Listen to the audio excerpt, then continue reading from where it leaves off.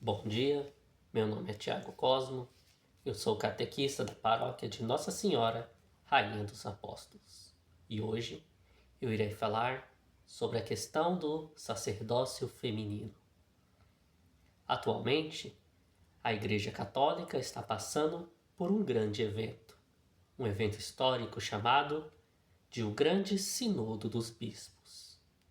Papa Francisco chamou toda a Santa Igreja para este evento e nele abriu ao diálogo para que todos possam falar e dar opiniões sobre o futuro da Santa Igreja e também para discutir diversos assuntos, muitos deles considerados até então polêmicos.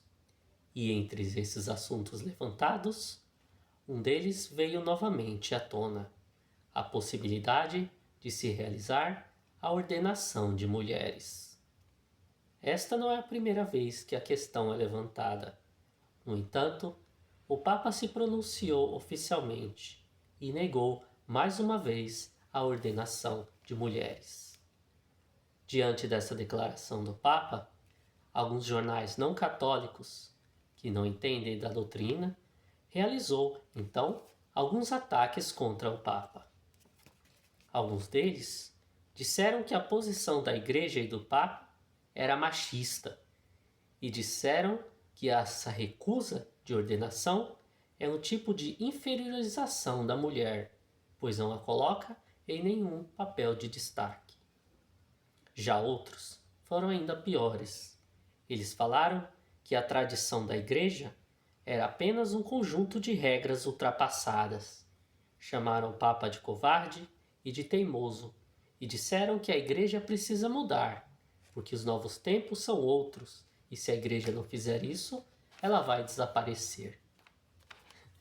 Diante desses ataques, eu decidi então fazer este vídeo para esclarecer o assunto para aqueles que fazem parte da nossa Santa Igreja e mostrar que essa recusa do Papa não é algo arbitrário, mas é algo fundamentado em um dogma sacramental. Assim, para compreender o motivo da ordenação ser algo exclusivo dos homens, é preciso entender dois outros conceitos. O primeiro é o que é um dogma, e o segundo são as condições de legitimidade do sacramento da ordem. Primeiramente, o dogma é uma verdade absoluta da fé, e como tal, ela é eterna e imutável. Uma vez proclamado o dogma, ele não pode nem ser alterado e nem ser revogado. Dogma é uma lei de Deus, e a Igreja não possui nem poder e nem autoridade para mudar os dogmas. Nem a Igreja e nem ninguém, pois isso seria como reescrever a palavra de Deus para agradar os outros. E isso é puramente uma heresia. A palavra de Deus não está ultrapassada, pois ela é eterna e suas verdades são verdades independente da época ou do pensamento das pessoas. Já a segunda questão é o próprio sacramento da ordem. Todo sacramento possui condições que precisam ser cumpridas para ele ser considerado legítimo. E as condições de legitimidade do sacramento da ordem são 3. A primeira é que ele precisa ser recebido de um bispo de legítima sucessão apostólica. O segundo é que aquele que recebe a ordenação deve estar in persona Christus. E o terceiro é que deve haver uma legítima vocação para exercer o sacerdote ministerial. A primeira condição remete à sucessão apostólica, no caso, eu já abordei esse assunto no vídeo anterior, então irei focar mais nas outras duas condições.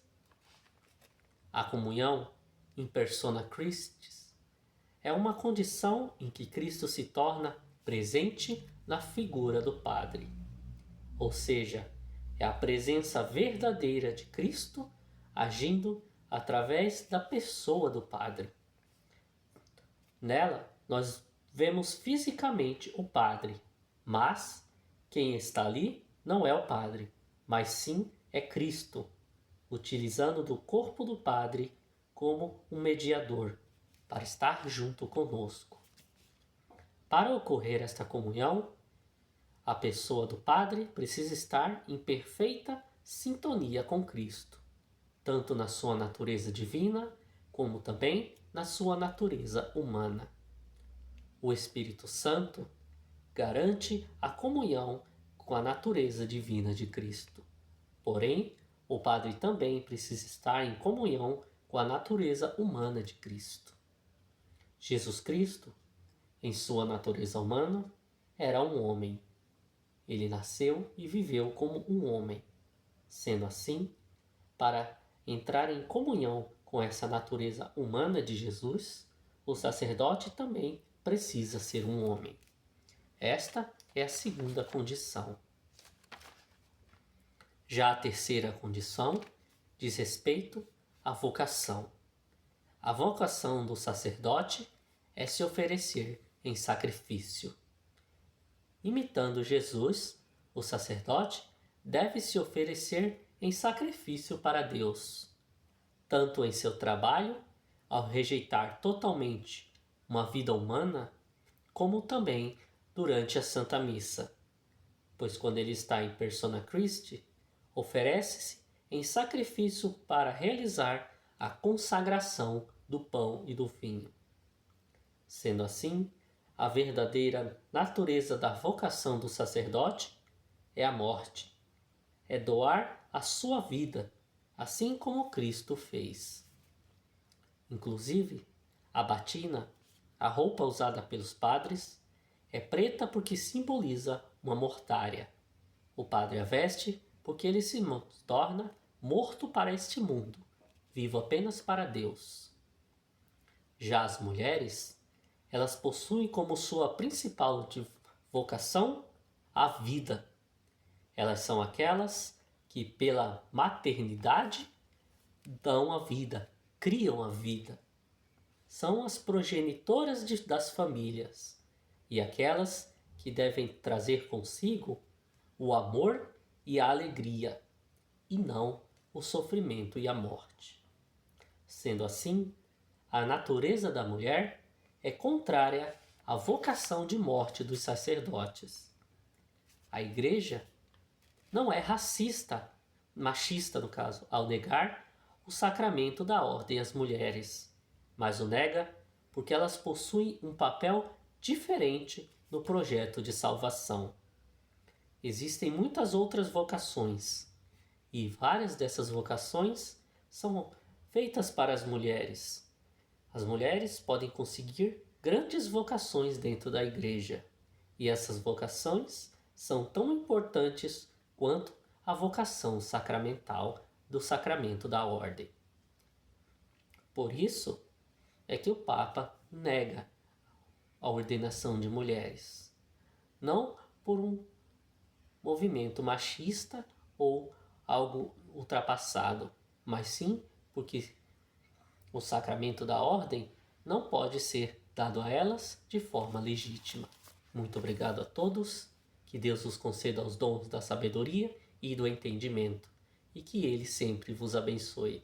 Em nome do Pai, do Filho e do Espírito Santo. Amém. Tenham um bom dia a todos.